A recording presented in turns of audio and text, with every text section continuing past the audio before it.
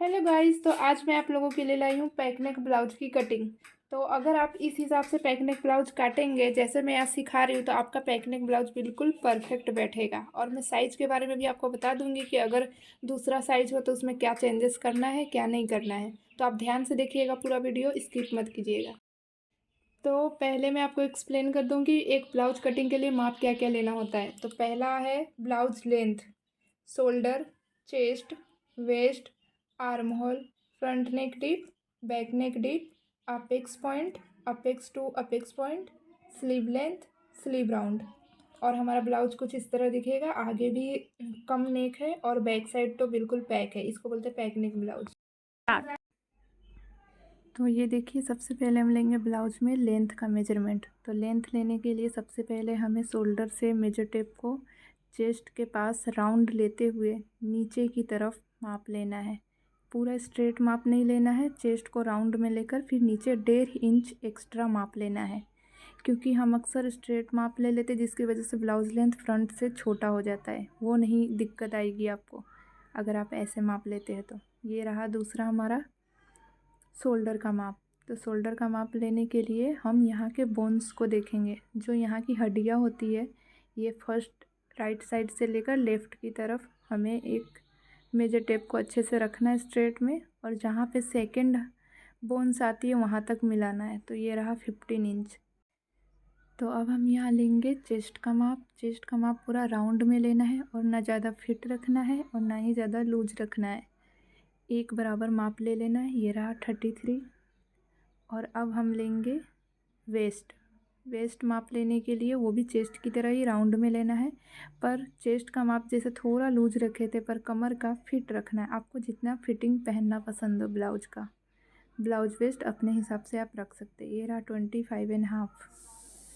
अब इसके बाद हम लोग लेंगे गले का माप। तो गले का माप लेने के लिए मेजर टेप को पहले शोल्डर से सीधा रखना है और स्ट्रेट में ही देखना है कि हमें गले का माप कितना रखना है।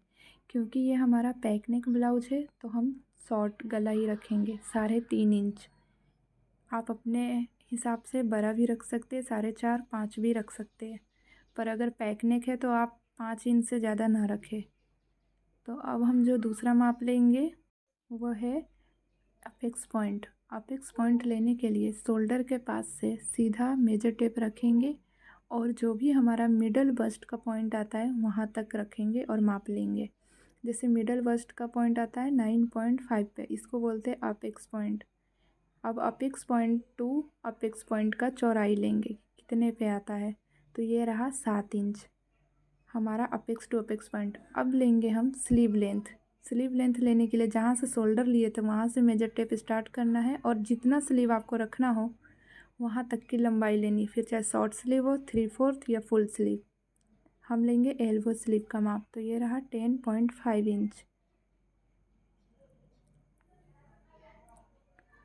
अब यहाँ से लेंगे हम राउंड का माप, जहाँ पे भी लेंथ लिए वहीं से राउंड का माप ले लेंगे। ये रहा 9 इंच हमारा राउंड का माप। तो ये रहा हमारा मेजरमेंट, जो अभी अभी मैंने आपको बॉडी पे लेके दिखाया कैसे लेना है सारा मेजरमेंट ब्लाउज का। तो अब चलते हैं कटिंग करने।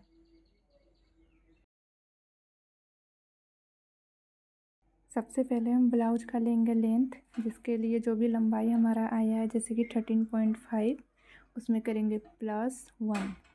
+1 करके अब हमारा हुआ 14.5 इंच। तो अब ब्लाउज ड्राफ्टिंग के लिए सबसे पहले ले लेंगे लंबाई 14.5 इंच।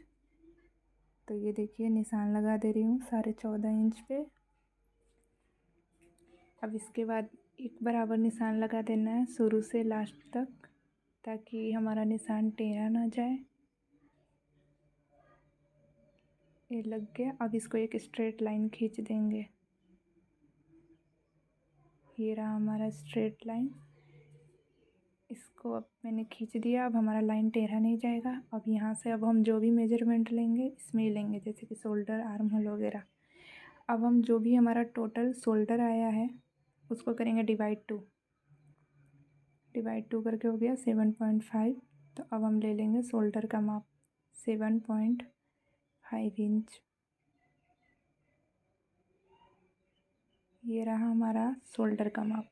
अब यहाँ पे एक निशान लगाएंगे और उस निशान से नीचे की तरफ 1 इंच डाउन करेंगे। 1 इंच पे एक मार्किंग करेंगे। ये रहा 1 इंच पे एक मार्किंग। अब इसको नीचे एक स्ट्रेट लाइन खींच देंगे 1 इंच तक।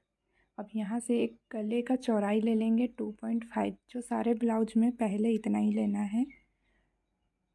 और फिर इसको यहाँ पे मिला देंगे 1 इंच से। यहाँ पे भी एक लाइन खींच दिए। अब ये जो लाइन खींच दिए है, अब यहाँ से हमें लेना है आर्म होल। तो अब हम लेंगे आर्म होल का माप, जिसके लिए पहले आर्म होल निकाल लेंगे कि कैसे निकालना है। तो आर्म होल निकालने के लिए पहले बता दूं कि जो भी स्मॉल साइज़ से लेकर मीडियम साइज़ तक होता है, जैसे कि 32 साइज़ से लेकर 42 साइज़ तक, हमारा आर्म होल निकालने का फॉर्मूला सेम रहेगा। तो जो भी चेस्ट साइज़ है पहले वो लिखेंगे 33 को करेंगे डिवाइड 6 और उसको प्लस करेंगे 1 इंच। अब यही फार्मूला हमारा अप्लाई होगा 42 साइज़ तक। आप किसी भी ब्लाउज के साइज़ में जो 42 साइज़ से कम है उसमें ऐसे ही कर सकते हैं। तो हम यहाँ पे लेंगे 6.5 इंच और वहाँ पे एक मार्किंग कर देंगे और स्ट्रेट लाइन खींच देंगे अच्छे से। ये रहा आर्म होल का मार्किंग हो गया। अब आर्म होल के सामने जहाँ पे आर्म होल का एंड होता है वहीं पे हमारा चेस्ट का मार्किंग होता है, इसलिए वहाँ पे एक स्ट्रेट लाइन खींचे है। और अब यहाँ से चेस्ट की मार्किंग कर लेंगे। जो भी हमारा चेस्ट साइज़ है वहाँ से पहले मार्किंग करेंगे। तो चेस्ट है हमारा 33, तो 33 को करेंगे डिवाइड 4 करने पे आ रहा है 8.25। तो 8.25 पे एक मार्किंग कर देंगे और यहाँ से 1.5 इंच रखेंगे सिलाई मार्जिन।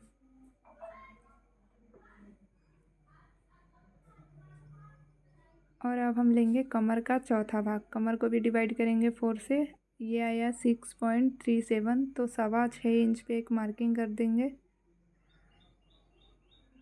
जैसे चेस्ट पे मार्किंग किए वैसे यहाँ पे भी 1.5 इंच सिलाई मार्जिन ले लेंगे और फिर दोनों निशान को मिला देंगे। फिर स्ट्रेट दोनों को मिला देना है, सिलाई मार्जिन को सिलाई मार्जिन से, फिटिंग वाले को फिटिंग वाले से। अब आता है हमारा आर्म होल का शेप देने का बारी। तो आर्म होल का शेप कैसे देना है वो देखिए।